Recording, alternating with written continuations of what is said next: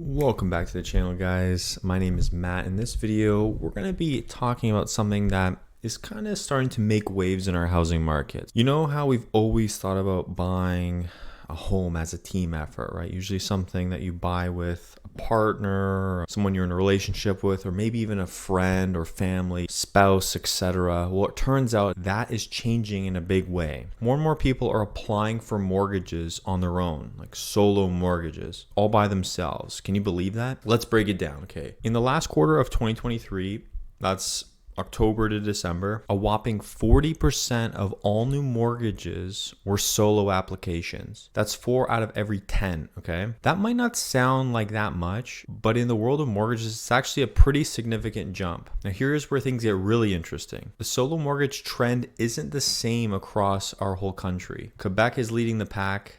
Ontario's not far behind at 37%, but poor Alberta is lagging with only a 33% solo application rate. But who exactly is behind this solo application revolution? Well, it's actually us millennials. That's right. If you're between 27 and 42, that is the age group that is responsible for more than half of these solo applications. We're talking 53%. It seems like millennials are really embracing the whole idea of home ownership, but even on their own. And you know what? Even younger people, Gen Z, that's the 18 to 26-year-old crowd, are getting in on the action too. They account for about 7% of solo applications. Talk about pretty ambitious people. Now, you might be wondering about credit scores. After all, if you're going solo on a mortgage, you got to have your financial situation pretty strong, right? You got to have your ducks in a row. Well, the numbers are pretty impressive. Solo applicants have an average credit score of about 778. That's honestly really good. It's actually slightly lower than the average score for joint applicants, which sits at 785. Still, both scores are really good, but it just goes to show that you don't need a perfect credit score to go solo on a mortgage. Of course, we can't talk about mortgages without talking about the elephant in the room, the current state of our housing market, right? Let's face it, things have been tough lately, especially for people trying to get a home or a mortgage on their own.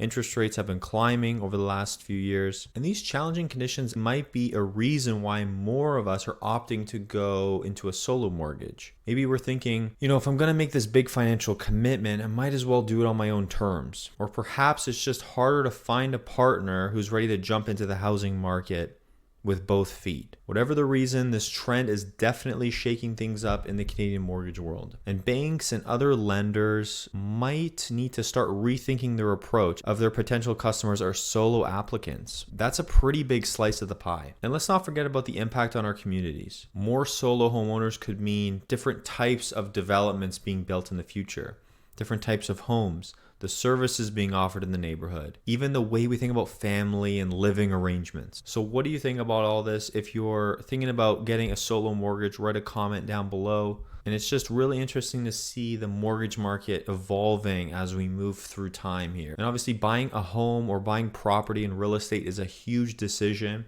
And so maybe some people just feel more comfortable going at it alone, right? Really trying to secure their own property for themselves before, let's say, becoming a joint tenant with someone else. That being said, when we think about solo mortgages, definitely tougher to get into a home if you're on your own. It's much easier if you do partner up with a partner, a spouse, a friend, family member, a fellow investor that joins you on a property.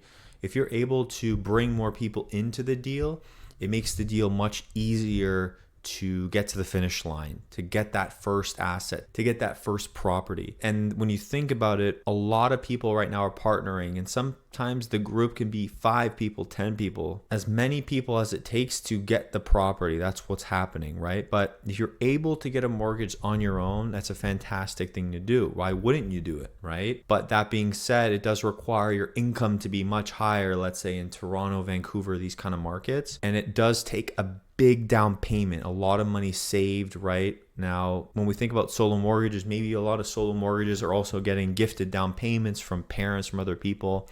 That could also be a big thing. Maybe some people who don't have people to partner up with are still getting that down payment from a parent, from somebody to help them get into the home. So that's a big factor as well. So I'd love to hear what you guys think about all this stuff. in terms of solo mortgages and the patterns that we're seeing across the country. If you guys have any questions about financing, buying or selling real estate in the Toronto area, Simcoe County region, that's where I am, feel free to check out all my information down below. And of course, like and subscribe the video. If you guys like the video, it really helps me push this type of content to new people who might really benefit from this type of information. And I appreciate you guys watching. And until the next video, guys, take care.